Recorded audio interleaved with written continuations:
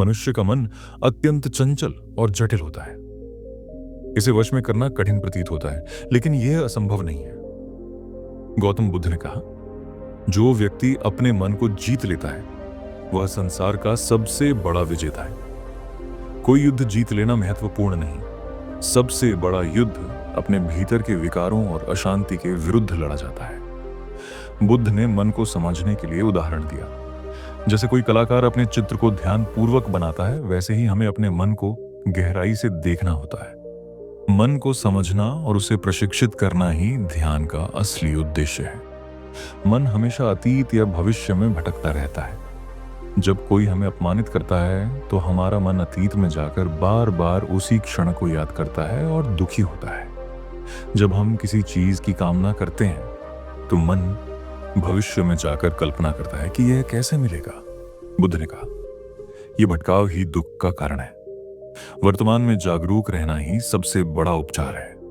जब हम अपनी सांसों पर ध्यान केंद्रित करते हैं तो मन धीरे धीरे शांत होता है। बुद्ध ने यह बताया कि विपश्यना ध्यान कैसे किया जाता है। इसमें हमें कुछ नहीं करना, सिर्फ अपनी सांस को आते जाते देखना है। सांस प्राकृतिक रूप से आती और जाती रहती है। जब हम इसे पूरी सजगता से देखना शुरू करते हैं तब विचारों की बाढ़ थोड़ी कम होने लगती है। मन में जो भी विचार उत्पन्न होते हैं उन्हें दबाने का प्रयास ना करें। उन्हें केवल साक्षी भाव से देखिए। जैसे आप कोई फिल्म देखते हैं, उसमें दृश्य आते हैं और चले जाते हैं, वैसे ही विचार आते जाते रहते हैं। यदि आप इन विचारों को पकड़ने की कोशिश करेंगे तो वे और ताकतवर हो जाएंगे। बुद्ध ने कहा, विचारों को छोड़ना नहीं, बस देखना है। इस देखना ही मन की चंचलता को समाप्त करता है। कभी हम सोचते हैं, मेरे मन में इतने बुरे विचार क्यों आते हैं? बुद्ध ने कहा, यह स्वाभाविक है। मन की पुरानी आदतें उसे बार बार नकारात्मक दिशा में ले जाती हैं। लेकिन जैसे कोई बीज बोता है और समय आने पर फल मिलता है, वैसे ही यदि हम हर दिन थोड़ी सी जागरूकता बोएंगे तो धीरे धीरे मन की आदतें बदलने लगेंगी। बुद्ध ने बताया कि मन को नियंत्रित करने के लिए 4 असीम भावों का अभ्यास करना आवश्यक है। पहला है मैत्री, हर व्यक्ति के प्रति प्रेमपूर्ण भावना। दूसरा है करुणा, दूसरों के दुख को देखकर उनके लिए संवेदना। तीसरा है मुदिता, जब कोई व्यक्ति सफल होता है तो हम भी हृदय से प्रसन्न हों। चौथा है उपेक्षा, अच्छे बुरे में समान भाव रखना। कभी कोई हमें बुरा कहता है तो हमारा अहंकार घायल हो जाता है, क्रोध जन्म लेता है। बुद्ध ने कहा, यह क्रोध तुम्हारे भीतर की असुरक्षा से आता है। यदि तुम भीतर से शांत हो जाओ तो कोई तुम्हें कुछ भी कहे, मन पर उसका असर नहीं होता। मन की तुलना एक पिंजरे में बंद पक्षी से की जाती है। यदि पिंजरे का द्वार खुला हो तो पक्षी उड़ जाएगा। वैसे ही यदि मन को कोई दिशा न दी जाए तो वह बार बार भटक जाएगा। इसलिए ध्यान और सजगता से उसे दिशा देनी होती है। बुद्ध ने जीवन में सरलता और संयम का महत्व बताया। जब हम अपनी आवश्यकताओं को सीमित कर लेते हैं तब मन में संतोष उत्पन्न होता है।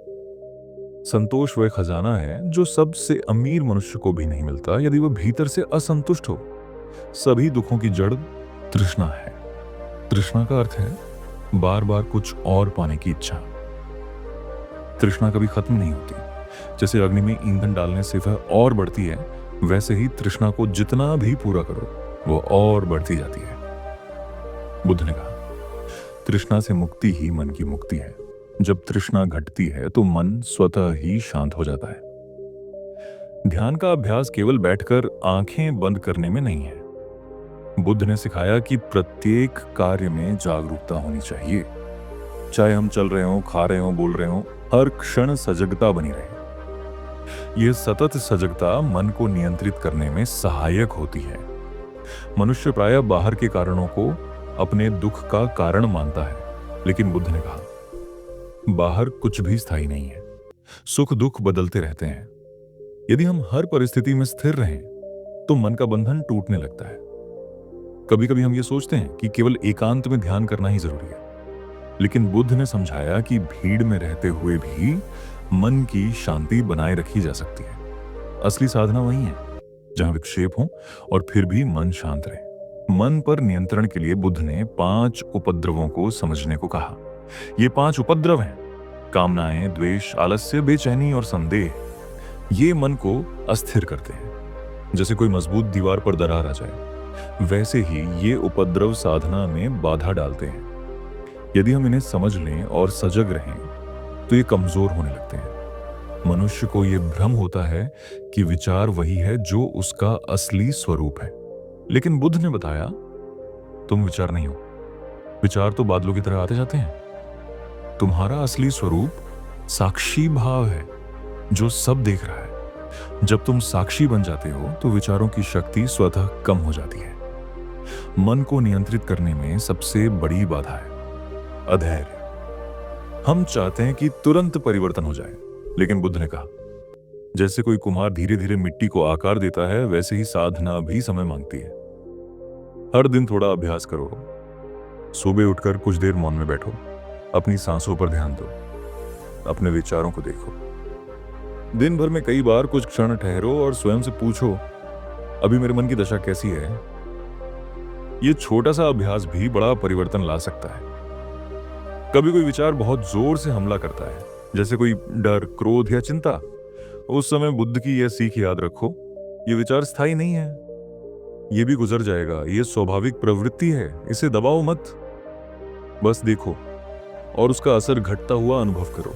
मनुष्य का सबसे बड़ा शत्रु उसका अनियंत्रित मन है, लेकिन वही मन यदि प्रशिक्षित हो जाए तो सबसे बड़ा मित्र बन जाता है। यही बुद्ध का संदेश है, मन को मित्र बनाओ। नियंत्रण तभी संभव है जब हम सत्य के मार्ग पर चलें। सत्य से मन में साहस आता है। असत्य और छल से मन में भय और अस्थिरता उत्पन्न होती है। मन को साधने के लिए हमें जीवन में कुछ नियम अपनाने होते हैं, जैसे दिनचर्या में अनुशासन, भोजन में संतुलन, वाणी में मधुरता और कर्म में विवेक।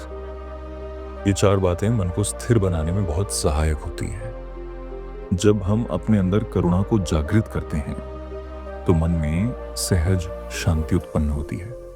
करुणा का अर्थ है दूसरों के दुख को समझना और उनकी सहायता करना। बुद्ध ने एक कथा सुनाई थी। किसी नगर में एक व्यक्ति बुद्ध की बहुत आलोचना करता था। जब बुद्ध के शिष्य क्रोधित हुए तो बुद्ध ने कहा, यदि कोई तुम्हें कोई वस्तु दे और तुम उसे ना लो तो वह वस्तु किसकी रहेगी? शिष्य ने कहा, देने वाले की। बुद्ध बोले, वैसे ही यदि कोई अपमान दे और तुम उसे न लो तो अपमान उसी के पास रहेगा। मन को साधना सीखना है तो आलोचना और प्रशंसा दोनों में समान रहना होगा। यही स्थिति समत्व कहलाती है। यही योग है। बुद्ध का यह भी संदेश था कि कोई भी विचार या भावना हमें बांध नहीं सकती यदि हम जागरूक हैं, चाहे वह कितनी ही पुरानी आदत क्यों ना हो। सजगता से वह धीरे धीरे समाप्त हो सकती है। मनुष्य का मन बड़ा रचनात्मक होता है। यदि उसे सही दिशा दी जाए तो यह करुणा, प्रेम और शांति का सागर बन जाता है। लेकिन यदि वह दिशाहीन हो जाए तो विनाश का कारण बनता है। ध्यान के अभ्यास से ही मन की ऊर्जा को सकारात्मक दिशा मिलती है। जैसे किसी नदी को बांधकर उसकी शक्ति से बिजली उत्पन्न होती है, वैसे ही मन को नियंत्रित करके उसकी शक्ति से आनंद और आत्मज्ञान प्राप्त होता है। मन को नियंत्रित करने के लिए कोई जादू नहीं है। यह निरंतर अभ्यास, धैर्य और करुणा का परिणाम है। बुद्ध का जीवन इस साधना का उदाहरण है। उन्होंने राजमहल छोड़कर वर्षों तक ध्यान किया, तप किया और अंत में आत्मज्ञान प्राप्त किया।